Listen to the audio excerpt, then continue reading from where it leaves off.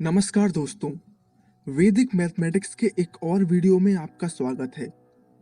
आज हम इस वीडियो में ये जानेंगे कि कैसे हम किसी भी नंबर का स्क्वायर रूट आसानी से फाइंड कर सकते हैं। मेरी आपसे सिर्फ इतनी रिक्वेस्ट है, इस वीडियो को एंड तक जरूर देखिएगा। स्क्वायर रूट निकालने की इस ट्रिक को समझने से पहले आपको एक बात समझनी होगी। मान लीजिए हमें 576 का स्क्वायर रूट फाइंड करना है, तो मैंने आपसे ये कहा कि इसका आंसर जो भी हो, उस आंसर की लास्ट डिजिट या तो 4 या फिर 6 होगी। आप कहेंगे कैसे? तो समझिए इसको। हमें पता है 4 का स्क्वायर 16 होता है और 6 का स्क्वायर 36 होता है। आप देख पा रहे होंगे दोनों के लास्ट में 6 आया है और हमारे क्वेश्चन की भी लास्ट डिजिट 6 ही है। और इसके अलावा अगर आप किसी भी नंबर का स्क्वायर करते हैं तो लास्ट में 6 नहीं आएगा। सिर्फ इन दोनों नंबर्स का स्क्वायर करने पर ही लास्ट में 6 आता है, इसीलिए मैंने ऐसा बोला। आप इस टेबल को देखिए, इससे आपको ये पता चल जाएगा कि स्क्वायर रूट निकालते समय हमारी लास्ट डिजिट क्या होगी। फॉर एग्जाम्पल, अगर हमें 144 का स्क्वायर रूट निकालना है तो हमारे आंसर की यूनिट डिजिट या तो 2 होगी या फिर 8, राइट? आई होप आप इस चीज को समझ पा रहे हैं। चलिए अब स्क्वायर रूट निकालने की ट्रिक को समझते हैं।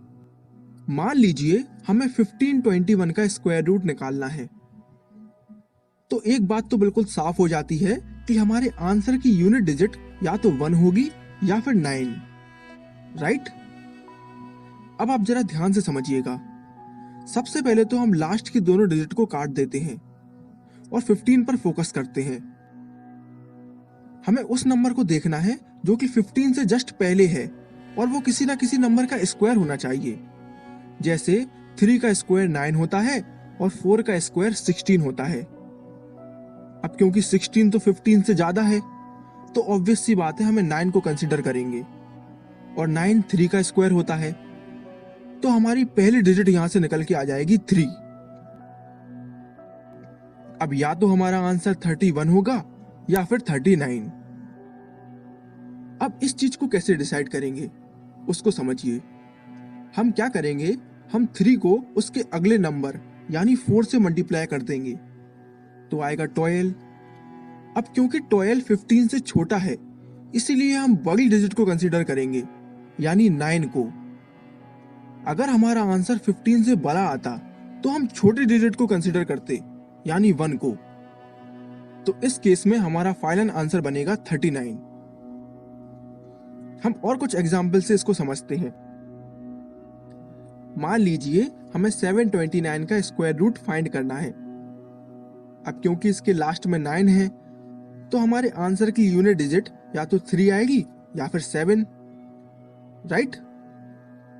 अब अगला स्टेप ये है कि हमें लास्ट के दोनों नंबर को कट कर देना है और 7 पर फोकस करना है।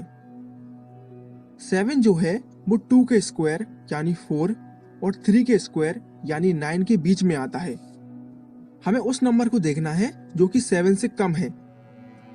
अब 9 तो 7 से ज्यादा है, तो ऑब्वियस सी बात है हम 4 को कंसीडर करेंगे और 4 जो है वो 2 का स्क्वायर होता है, तो हमारे आंसर की पहली डिजिट तो हो जाएगी 2।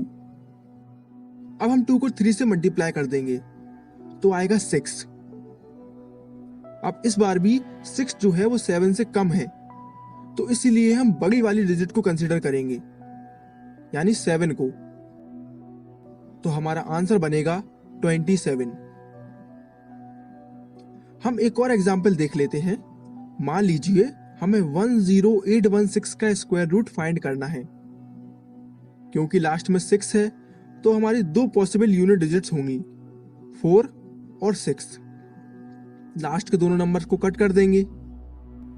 हमें पता है 108 10 और 11 के स्क्वायर के बीच में आता है, तो हमारी पहली डिजिट हो जाएगी 10। अब 10 इंटू 11 कर देंगे तो आएगा 110। अब इस केस में 110 जो है वो 108 से ज्यादा है, इसीलिए हम इस बार छोटी वाली डिजिट को कंसीडर करेंगे यानी 4 को। तो इस बार हमारा आंसर बनेगा 104। मैं आपसे यही कहूँगा कि आप इस ट्रिक का यूज़ करके खुद से एक बार स्क्वायर रूट निकालने की कोशिश कीजिए और कुछ क्वेश्चंस की प्रैक्टिस कीजिए। मैं आपको यकीन से कह सकता हूँ कि